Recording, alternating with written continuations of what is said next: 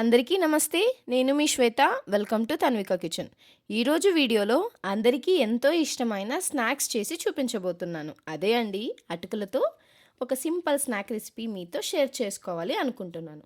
పిల్లలకి స్నాక్ బాక్స్లోకి పెట్టడానికైనా లేదా పెద్దవాళ్ళు టీ టైంలో స్నాక్స్లా సర్వ్ చేసుకోవడానికైనా చాలా బాగుంటుంది.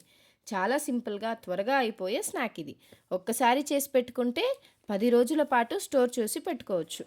కారం కారంగా చట్పటాగా అందరూ లైక్ చేసే విధంగా ఉంటుంది ఈ స్నాక్ రెసిపీ. డెఫినెట్గా మీరు ఇంట్లో ట్రై చేయండి. ఆలస్యం చేయకుండా వీడియోలోకి వెళ్ళిపోదాం. నేను ఇక్కడ ఈ రెసిపీ కోసం 1/2 kg దాకా పేపర్ అటుకుల్ని తీసుకుంటున్నాను. ఇందుకోసం మందంగా ఉన్న అటుకులు కాకుండా వీలైనంత పల్చగా ఉన్న అటుకుల్ని తీసుకుంటే గనక రెసిపీ అనేది బాగుంటుంది. ఇప్పుడు ఈ అటుకుల్ని చెరుగుకోవాలండి. ఇలా చేయడం వల్ల అటుకులలో ఉండే పిండి మొత్తం సపరేట్ అయిపోతుంది. అటుకులు మొత్తాన్ని కూడా చెరిగిన తర్వాత ఇలా పక్కన ఒక గిన్నెలో తీసి పెట్టుకోండి. నెక్స్ట్ ఈ రెసిపీ కోసం కావాల్సిన చిన్న పచ్చిమిర్చి మసాలాని తయారు చేసుకుందాం. దానికోసం మిక్సీ జార్లోకి ఒక 6 పచ్చిమిర్చి వేసుకోండి. అలాగే 2 ఇంచుల అల్లం ముక్కల్ని పైన వేసుకోండి. ఇందులోనే 7-8 వెల్లుల్లిపాయలను పైన పొట్టు తీసి వేసుకోండి. అలానే గుప్పెడంత కరివేపాకు ఫ్రెష్గా వేసుకొని రుచికి తగినంత కల్లుప్పు కూడా వేసేసి ఈ విధంగా కొద్దిగా కోర్స్గా బ్లెండ్ చేసుకోండి. ఈ మసాలాతోనే మనం చేసే అటుకుల మిక్స్చర్ టేస్ట్ అనేది మరింత పెరుగుతుంది అన్నమాట. ఇప్పుడు స్టవ్ మీద మందంగా ఉన్న కడాయిని పెట్టుకొని ఈ అటుకులన్నీ కొద్దిగా వేసుకుంటూ లో ఫ్లేమ్లో మాత్రమే నిదానంగా కొద్దిగా క్రిస్పీగా అయ్యేంత వరకు రోస్ట్ చేసుకోవాలి. డ్రైగా రోస్ట్ చేసుకోండి. మాడిపోకుండా నిదానంగా లో ఫ్లేమ్లో పెట్టుకొని రోస్ట్ చేసుకోండి. ఇలా రోస్ట్ చేసిన అటుకులని మళ్ళీ తిరిగి గిన్నెలో వేసుకొని పెట్టుకోండి. నెక్స్ట్ అదే కడాయిలోకి 4 టేబుల్ స్పూన్ల ఆయిల్ వేసుకోండి. ఆయిల్ వేడయ్యాక ఒక 4-5 వెల్లుల్లి రెబ్బల్ని కచ్చాపచ్చాగా దంచుకొని వేసుకోండి. మళ్ళీ 2 కప్పుల పల్లీలని లో ఫ్లేమ్లో పెట్టి వేయించాలన్నమాట. మనం డీప్ ఫ్రై చేస్తే పల్లీలని ఎలా వేయించుకుంటామో అలా వేయించుకోవాలి.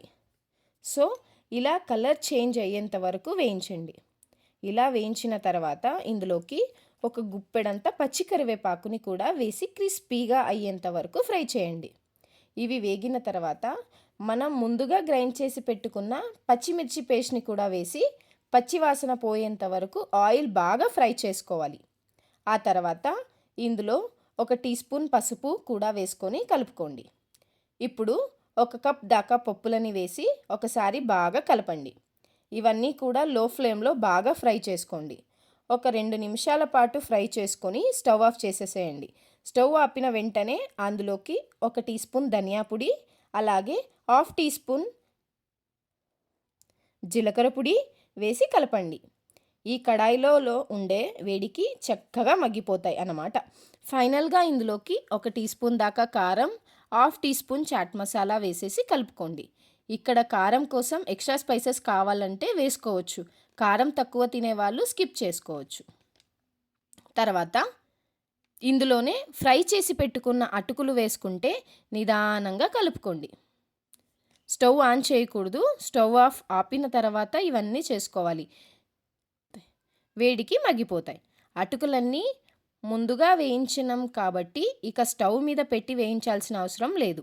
ఈ స్పైసెస్ అన్నీ అటుకులకి బాగా పట్టుకునే విధంగా చేత్తో కలుపుతూ చక్కగా రబ్ చేస్తూ మిక్స్ చేయండి. ఇన్ కేస్ మీకు సాల్ట్ తక్కువ అనిపిస్తే కొద్దిగా వేసుకోవచ్చు. మరీ ఓవర్గా ప్రెస్ చేయకుండా నిదానంగా కలుపుతూ చేసుకోండి. ఇలా బాగా కలుపుకున్న తర్వాత చల్లారించి వేరే బాక్స్లో సపరేట్గా స్టోర్ చేసుకుంటే 15 డేస్ నుంచి 20 డేస్ దాకా చక్కగా ఎప్పుడు కావాలంటే అప్పుడు స్నాక్స్ లాగా సర్వ్ చేసుకోవచ్చు. అంతే అండి. మరి ట్రై చేసి టేస్ట్ చేశాక మీ ఫీడ్బ్యాక్ని కామెంట్స్ రూపంలో నాకు తెలియజేయండి. మీ ఫ్రెండ్స్కి, ఫ్యామిలీస్కి షేర్ చేయండి. మరిన్ని టేస్టీ సింపుల్ రెసిపీ కోసం తన్విక కిచెన్ ఛానల్ని సబ్స్క్రైబ్ చేయండి.